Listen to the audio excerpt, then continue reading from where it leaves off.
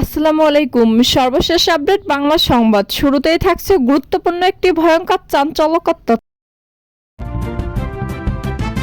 অন্তর্বর্তীকালীন সরকারের সমালোচনা করে বিএনপির মহাসচিব মির্জা ফখরুল ইসলাম আলমগীর বলছেন, মানুষের ধারণা সরকার ইচ্ছাকৃতভাবে নির্বাচনকে বিলম্বিত করছে, তাদের মনে ধারণা সৃষ্টি হচ্ছে। থাকছে বিস্তারিত। বাংলাদেশ সচিবালয়ে আগুন লাগার ঘটনায় ভারতের উদ্দেশ্যে বিএনপির স্থায়ী কমিটির সদস্য মির্জা আব্বাস বলছেন, পাশের বাড়িতে আগুন লাগলে কিন্তু নিজের রক্ষা হয় না। থাকছে বিস্তারিত এবং সবশেষ জানিয়ে দেব। বাংলাদেশ জেলার যে ধরনের প্রশাসনিক ইউনিট আরাকানের সেটাই টাউনশিপ। এরকম টাউনশিপ আসে সেখানে 17টি। টাউনশিপগুলোর মধ্যে আরাকান আর্মির এখন কেবল আকিয়াব, মুনাং। এতক্ষণ শুনছিলেন সংবাদ শিরোনাম, এবার বিস্তারিত। অন্তর্বর্তীকালীন সরকারের সমালোচনা করে বিএনপির মহাসচিব মির্জা ফখরুল ইসলাম আলমগীর বলছেন, মানুষের ধারণা সরকার ইচ্ছাকৃতভাবে নির্বাচনকে বিলম্বিত করছে, তাদের মনে ধারণা সৃষ্টি হচ্ছে কেন যেন এই সরকার ইচ্ছাকৃতভাবে নির্বাচন প্রক্রিয়াকে বিলম্বিত করছে। এদিকে জাতীয় প্রেস ক্লাবে এক আলোচনা সভায় তিনি এসব কথা বলেন।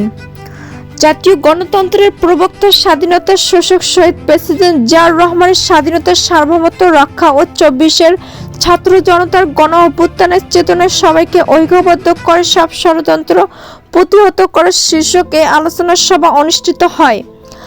আলোচনায় সভাপতিত্ব করেন জাতীয় গণতান্ত্রিক পার্টির সভাপতি খন্দকার লুৎফর রহমান।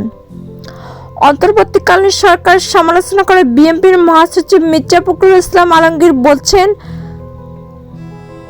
মানুষের ধারণা ইচ্ছাকৃতভাবে বিলম্বিত করেছে, তাদের মনে ধারণা সৃষ্টি হচ্ছে যে কে যেন এই সরকার ইচ্ছাকৃতভাবে নির্বাচন প্রক্রিয়া বিলম্বিত করছে। ভোটার হওয়ার বয়স 17 বছর হওয়া উচিত। প্রধান উপদেষ্টার এমন বক্তব্যের প্রসঙ্গ টেনে মির্জা ফখরুল বলেন, এখন তাহলে আবার নতুন করে ভোটার তালিকা করতে হবে। আপনি প্রধান উপদেষ্টা, প্রথমে বলে দিচ্ছেন ভোটারের বয়স 17 হলে ভালো হয়। আপনি যখন বলছেন তখন নির্বাচন কমিশনের উপর চাপ সৃষ্টি হয়। এটা ইলেকশন কমিশনের কাজ, তাদের উপর ছেড়ে দিন। 18 বছর বয়স তো আছে, সবার কাছে গ্রহণযোগ্য। যদি কমাতে চান সেটা ইলেকশন কমিশন প্রস্তাব করুক। রাজনৈতিক দলগুলোর সঙ্গে কথা বলেন, এভাবে না বলে স্টক হোল্ডারদের সঙ্গে কথা বলে এই বিষয়টা আনা উচিত ছিল। এটা ভালো হতো, তাহলে কোনো বিতর্কের সৃষ্টি হতো না। মানুষের মনে এখন বেশি করে আশঙ্কা তৈরি হবে, এটা করতে গিয়ে আরো সময় যাবে, কালক্ষেপণ হবে। মানুষের মনে ধারণা তৈরি হচ্ছে আমার না, ফ্যাসিবাদী আওয়ামী লীগ অত্যন্ত সুপরিকল্পিতভাবে সচেতনভাবে দ্বিতীয়বারের মতো গণতন্ত্রকে হত্যা করে একদলের শাসন ব্যবস্থা প্রত্যাবর্তন করতে চেয়েছিল জানিয়ে তিনি বলেন, এই আওয়ামী লীগ সেই আওয়ামী লীগ যার নেতা ছিল শেখ মুজিবুর রহমান, যিনি স্বাধীনতার পর বাংলাদেশে গঠন করবার নাম করে দেশটাকে দুর্নীতির আখড়ায় পরিণত করেছিল। এ সময় আওয়ামী লীগের শাসনের দুর্ভিক্ষের কথা তুলে ধরেন বিএনপির মহাসচিব। তিনি বলেন, দুর্ভিক্ষ দুঃশাসন সময়টা তৈরি করেছিল আওয়ামী লীগ, আর নেতৃত্বে ছিলেন শেখ মুজিব। আওয়ামী লীগ গণতন্ত্রকে কখনোই বিশ্বাস করত না, মুখে গণতন্ত্রের কথা বলতো। গুম করে হত্যা ও বিনা বিচারে হত্যা করার প্রথা প্রথম শেখ মুজিবুর আমলে শুরু হয়েছে। আমরা সংস্কার চাই, বেশি চাই, তবে দীর্ঘকাল অনির্বাচিত সরকারের হাতে ক্ষমতা থাকা উচিত নয় বলে মন্তব্য করেন বিএনপির মহাসচিব মির্জা ফখরুল ইসলাম আলমগীর। দেশের সংকট বাড়ছে জানিয়ে তিনি বলেন, সাধারণ মানুষের দুর্ভোগ আরো বেড়েছে। দ্রব্যমূল্য এত পরিমাণ বৃদ্ধি পেয়েছে, সাধারণ মানুষ চাল সহ নিত্য প্রয়োজনীয় জিনিসপত্র কিনতে পারছে না। বিএনপির এই নেতা বলেন, সংস্কার কোনো নতুন ধারণা নয়।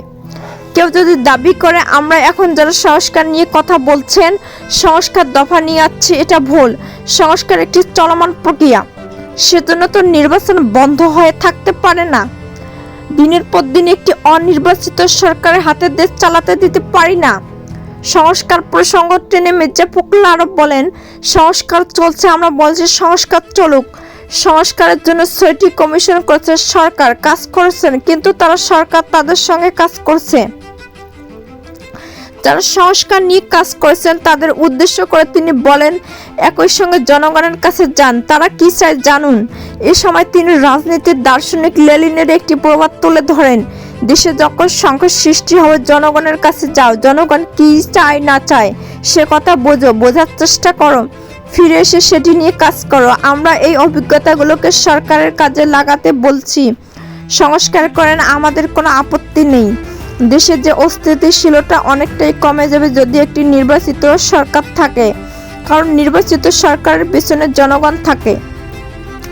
সরকারকে উদ্দেশ্য করে তিনি বলেন, অনেক উপদেষ্টা রাজনীতিতে জড়িয়ে পড়েছেন, তারা রাজনীতিবিদদের মতো বক্তৃতা দিচ্ছেন, কটাক্ষ করে। রাজনৈতিক দল আপনাদের প্রতিপক্ষ নয়, তারা আপনাদের সহযোগিতা করে যাচ্ছে।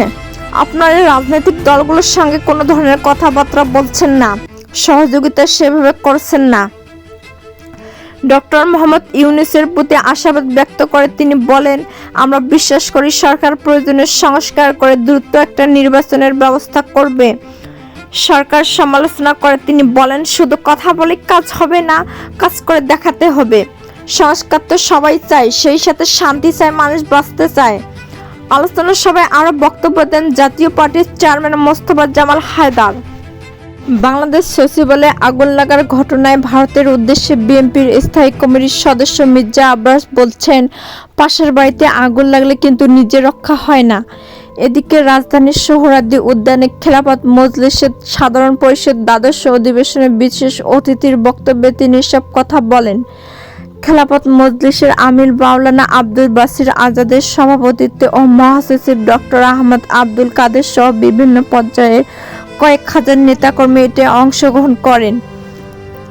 মির্জা আব্বাস বলেন, স্বৈরাচার শেখ হাসিনা বাংলাদেশ থেকে গিয়ে ভারতে আশ্রয় নিয়েছেন। তিনি ভারতের সেবাদাসী, সেখানে বসে গুটি চালছেন। ভারতের মিডিয়ায় বাঁশ নিয়ে অপপ্রচার চালাচ্ছে। তিনি বলেন, বাংলাদেশকে অঙ্গরাজ্যে পরিণত করেছিল ভারত। শেখ হাসিনা চলে গেছে, কিন্তু ভারতের মাথা ব্যথা কেন? একটার পর একটা ঘটনা ঘটছে। আজকে সচিবালয়ে আগুন একটা গোষ্ঠী করছে এটা। তিনি বলেন, 2013 সালে হেফাজতে ইসলামের সমাবেশে নৃশংসভাবে আলেমদের হত্যা করা হয়েছে, যা নজিরবিহীন। মির্জা আব্বাস বলেন, বিগত দিনে একটা সময় পার করছি, আগের মতো নারেক তাকবীর আর বাঁশ জিন্দাবাদ স্লোগান শুনি না। গত 16 থেকে 17 বছরে এটি কেউ দিতে পারেনি। কেউ বাসা বাড়িতে স্বাভাবিকভাবে ঘুমাতে পারেনি। 108 মামলা বিদ্যমান। অনেক ইসলামী দলের নেতাদের বিরুদ্ধে মামলা হয়েছে। আলহামদুলিল্লাহ সেই পরিস্থিতি কেটেছে। এখন নির্বিঘ্নে নারায়ে তাকবীর আল্লাহু আকবার স্লোগান দিতে পারি। বিগত দিনে আওয়ামী লীগের আমলে এত আলেম ওলামা জেল খেটেছেন, তা পৃথিবীর ইতিহাসে নজিরবিহীন। তিনি আরো বলেন, জামায়াত সহ অন্যান্য ইসলামী দলের নেতাদের আমাদের মতভেদ থাকতে পারে, দেশের স্বাধীনতার সার্বভৌমত্ব রক্ষার স্বার্থে আমরা এক। আমরা সবাই খালেদা জিয়া ও তারেক রহমানের নেতৃত্বে ঐক্যবদ্ধ। আমাদের 31 দফায় আছে সংসদ নির্বাচনের পর একটি জাতীয় সরকার গঠন করা হবে, কারণ জাতীয় ঐক্যের কোনো বিকল্প নেই। এটা আমরা স্বাধীনতার যুদ্ধকালে দেখছি। এ সময় বিএনপির চেয়ারপারসন অসুস্থ বেগম খালেদা জিয়ার সুস্বাস্থ্য কামনা করে সকলের কাছে দোয়া চান মির্জা আব্বাস। বাংলাদেশ জেলার যে ধরনের প্রশাসনিক ইউনিট আরাকানের, সেটাই টাউনশিপ। এরকম টাউনশিপ আছে সেখানে 17টি। টাউনশিপগুলোর মধ্যে আরাকান আর্মির এখন কেবল আকিয়ান, মুনাং ও কায়াকফু দখল। 3 শহরেই ভূখণ্ডের সাগরের দিকে। ফলে আরাকান আর্মি ও মিয়ানমারের কেন্দ্রীয় সশস্ত্র বাহিনী তাতমাদোর মধ্যে সামনের দিনগুলোতে সংঘাত হবে মূলত নৌযুদ্ধ আকারে। যে যুদ্ধক্ষেত্র বাংলাদেশের কক্সবাজার উপকূল থেকে খুব বেশি দূরে নয়। এই যুদ্ধের ফলাফল অনুমানযোগ্য। তীব্রভাবে ঐক্যবদ্ধ রাখাইন জাতির মধ্যে তুমুল জনপ্রিয় আরাকান আর্মিকে থামানো নৈতিকভাবে বিধ্বস্ত তাতমাদের পক্ষে প্রায় অসম্ভব। বাংলাদেশ প্রস্তুত হওয়ার আগে তার প্রতিবেশী পাল্টে যাচ্ছে। আরও সরাসরি বললে মিয়ানমার আর বাংলাদেশের প্রতিবেশী নেই। আরাকান জুড়ে প্রায় 80% এলাকা হারিয়ে তাতমাদ এখন প্রদেশের রাজধানী আকিয়াব, যা সিত্তে নামে পরিচিত, সেটা দখলে রাখার আপ্রাণ চেষ্টা করছে। আশপাশের নদীপথগুলো বন্ধ করে দিয়েছে তারা। আকিয়াব অনেকটাই বিচ্ছিন্ন অবস্থায় আছে। জান্তার নৌবাহিনী ছোট ও মাঝারি প্রায় 20টি যুদ্ধ জাহাজ দিয়ে প্রদেশের এই মর্যাদাপূর্ণ কেন্দ্র রক্ষায় নেমেছে। আর আরাকান আর্মি আশেপাশের টাউনশিপ থেকে আর্টিলারি দিয়ে প্রতিপক্ষের প্রাণশক্তি কমিয়ে আনছে ধীরে ধীরে। নতুন বছরটি তারা একইভাবে দলীয় পতাকা উড়িয়ে উদযাপন করতে বদ্ধপরিকর।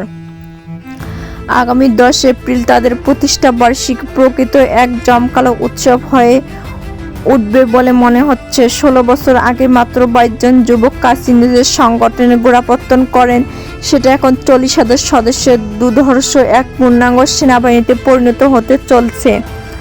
আরাকান সর্বদক্ষিণের গয়া টাউনশিপ থেকে রাখাইন গেরিলায় এখন আর দক্ষিণের ইয়ারওয়াদির দিকেও বোমা ছুটছে। মিয়ানমারের অতি উর্বরতা শক্তির এই অঞ্চল তার ধান চালের প্রাচুর্যের জন্য খ্যাত।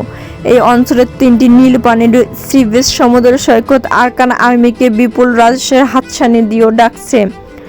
সবচেয়ে বিস্ময়কর ব্যাপার, রাখাইন গেরিলার জেনারেল নাইম বামার তরুণীদের মধ্যে ব্যাপক জনপ্রিয়।